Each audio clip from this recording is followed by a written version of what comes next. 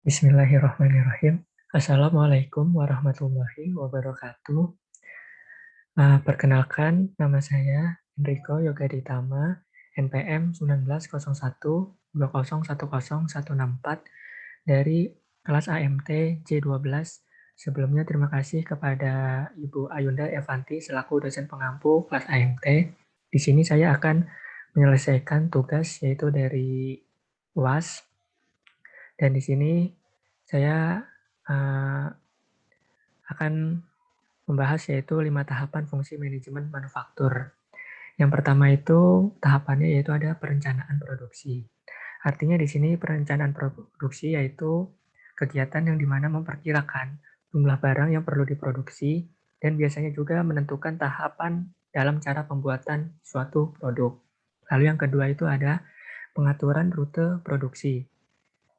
Di dalam pengaturan rute produksi, biasanya di sini kita itu disuruh menerapkan rute produksi yang paling efisien, sehingga nantinya proses produksi bisa menekankan biaya kos produksi. Lalu yang ketiga itu ada pengelolaan anggaran. Untuk pengelolaan anggaran, di mana di sini kita menentukan pedoman anggaran berdasarkan anggaran belanja setahun sebelumnya dan penyesuaian kegiatan tahun untuk berikutnya. Lalu yang keempat itu di sini kita ada tahapannya itu rencana produksi. Artinya itu perencanaan produksi yang sudah dilakukan akan dijalankan dalam tahap rencana produksi dengan koordinasi dari berbagai divisi yang terkait dalam proses manufaktur. Dan rencana produksi biasanya juga ditentukan dari bisa dari permintaan konsumen yang ada di dalam pasar. Lalu yang kelima itu ada pemantauan stok. Untuk pemantauan stok, biasanya ini stok kita harus selalu menghitung untuk memastikan ketersediaan bahan baku dalam proses produksi. Jadi jangan sampai bahan baku ini berkurang atau kurang karena ini akan mengganggu kelancaran dalam proses produksi. Lalu di sini saya menggunakan aplikasi Odoo untuk melakukan modul manufacturing, modul penjualan, dan modul akuntansi. Di sini saya akan masuk ke dalam web Odoo. Nah, ini merupakan tampilan utama untuk web Odoo, dan Odoo sendiri ini merupakan aplikasi berbayar. Di sini saya menggunakan secara trial untuk percobaan, dan sebenarnya dari dalam menu Odoo ini sangat banyak sekali yang bisa kita pilih. Di sini saya memilih menu penjualan, menu akuntansi, menu pembelian, dan menu persediaan, lalu menu pabrik atau manufaktur. Di sini kita masuk ke dalam menu persediaan. Nah, di sini kita bisa mengklik yaitu produk. Nah, di sini saya telah membuat 19 menu produk dan ada juga menu bahan penyusun, kan karena di sini kita perusahaan manufaktur, artinya di sini kita juga membuat yaitu bahan penyusun, artinya bahan baku untuk memproses setiap produk yang kita akan bikin. Nah, di sini karena saya telah membuat 19 menu pemesanan, di sini saya akan mencontohkan satu produk lagi untuk membuat produk persediaan. Di sini kita mengklik yaitu buat di pojok kiri atas. Nah, di sini kita akan menulis nama produk yang akan kita buat. Di sini saya membuat yaitu ayam geprek. Lalu di sini ada kolom dapat dijual dan dapat dibeli. Karena ini menu ayam geprek ini hanya produk yang kita jual, maka di sini saya akan mencekliskan yaitu dapat dijual saja. Lalu untuk tipe produknya di sini saya produk konsumsi, karena di sini kan saya perusahaan Bulan Sabit itu bergerak di bidang food and beverage, artinya dalam makanan. Jadi di sini saya konsumsi. Lalu harga jual yang saya akan pasarkan yaitu sebesar 13.000. Lalu di sini juga ada PPN yaitu pajak pelanggan sebesar 10%, dan pajak pelanggan ini biasanya sudah langsung terhitung dari aplikasi Odoo-nya secara otomatis 10%, dan di sini harga tertera yaitu menjadi 14.300, dan modal yang saya buat untuk membuat ayam geprek yaitu sebesar 8.000. Lalu di sini setelah kita buat, maka kita bisa klik simpan. Dan kita bisa balik kembali ke dalam menu produk. Nah, di sini kita bisa melihat bahwa uh, ayam geprek ini sudah tertampil dan harganya sudah tertera 13.000. Lalu di sini juga ada uh, persediaan seperti alpukat dan ayam. Di sini harganya 0 karena ini merupakan bahan penyusun dalam persediaan.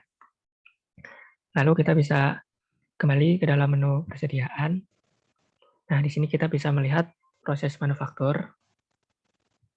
Nah, di sini saya telah membuat proses manufaktur, yaitu ada dari produk chicken beef burger, jus alpukat, es jeruk, ayam betutu, dan chicken beef burger untuk besok.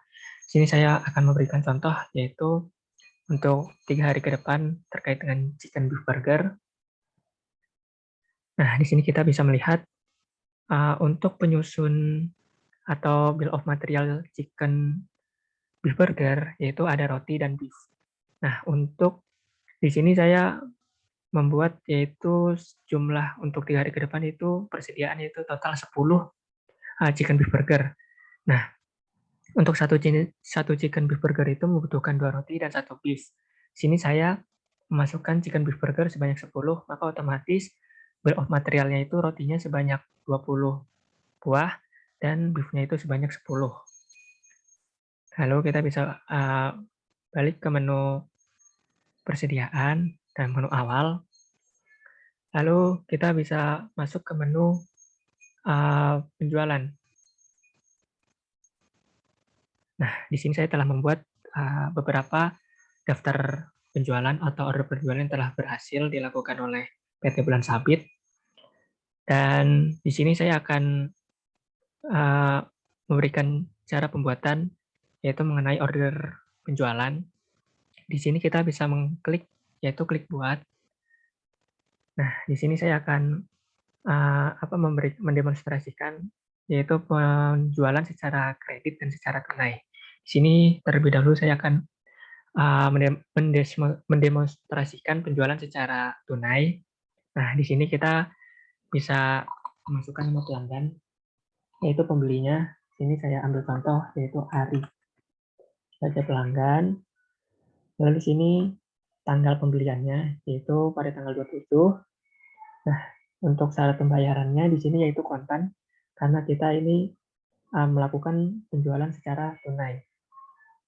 Lalu di sini kita bisa memasukkan produk yang dipesan oleh Bapak Ari sesuai dengan pesanannya, yaitu dia memesan ayam geprek dengan jumlahnya itu sebanyak 4 buah.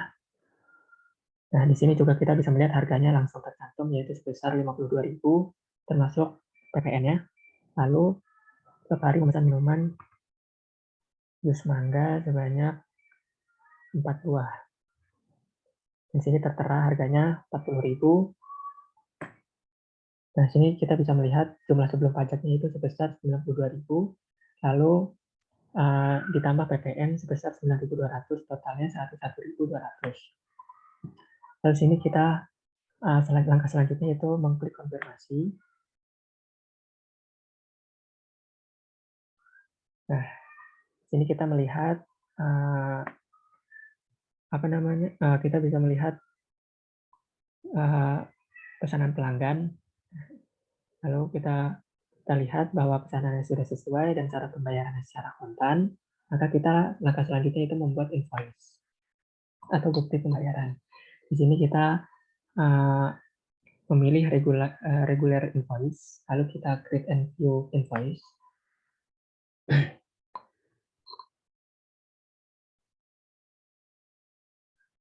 Nah, kita bisa melihat di sini faktur pelanggan sudah keluar, yaitu tanggal jatuh temponya secara kontan, karena Bapak hari ini melakukan pembayaran secara cash. Maka karena Bapak hari ini melakukan secara cash, selanjutnya kita klik konfirmasi. Nah, kita klik rekam pembayaran. Nah, di sini Bapak Ari melakukan pembayaran secara cash, bisa juga melalui bank. Lalu di sini saya pilih secara cash, lalu klik payment.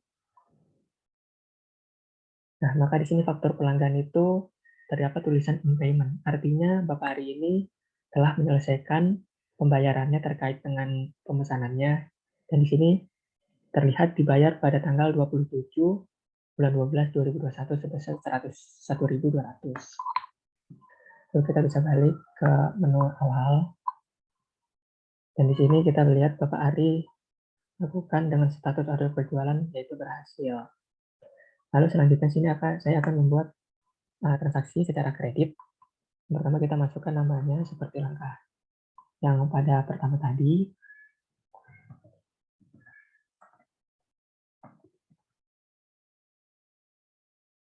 Nah, di sini tanggal pembeliannya itu 27, tanggal penjualan, mohon maaf. Dan syarat pembayarannya di sini menggunakan 15 hari. Karena di sini pembayaran secara kredit. Lalu produk yang Ibu Citra pesan yaitu bakmi hotplate sebanyak 4 buah. Lalu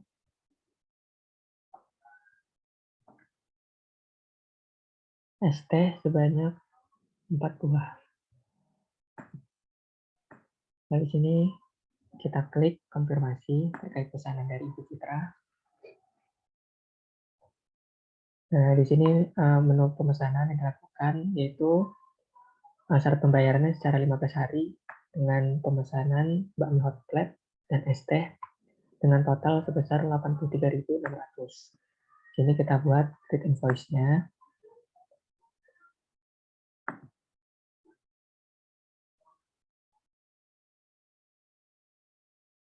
Nah, di sini faktur pelanggannya telah tertera yaitu di sini kita bisa melihat ada perbedaan yaitu tanggal jatuh tempo sebesar 15 hari pembayaran. Artinya Ibu Citra ini melakukan kredit dengan tenggat waktu yaitu 15 hari.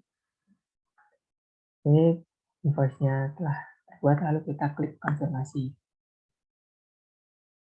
Maka di sini faktur pelanggan telah jadi dengan nomor berikut. Maka kita bisa kembali ke menu awal.